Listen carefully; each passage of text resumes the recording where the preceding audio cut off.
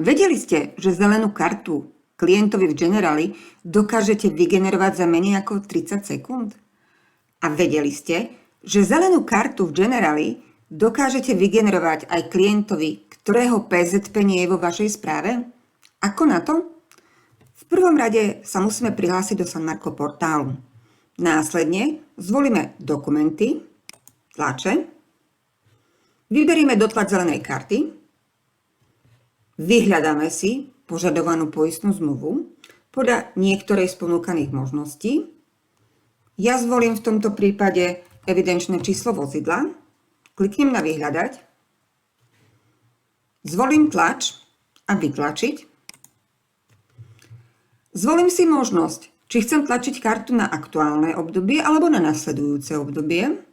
Ja vyberiem aktuálne obdobie a tiež si zvolím, či chcem tlačiť kartu na čistý papier a hneď ju odovzdať klientovi, alebo požadujem odoslanie karty na trvalú alebo korešpondenčnú adresu, alebo zvolím odoslanie dokumentu na mailovú adresu klienta.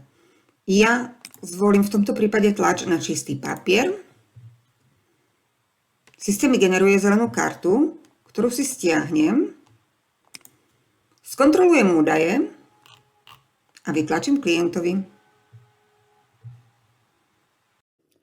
Čo však ale v prípade, že ste mimo internetu a nemáte možnosť kartu klientovi vygenerovať? Jednoducho nasmerujete klienta na našu webovú stránku generali.sk do sekcie pre občanov, poistenie auta, povinné zmluvné poistenie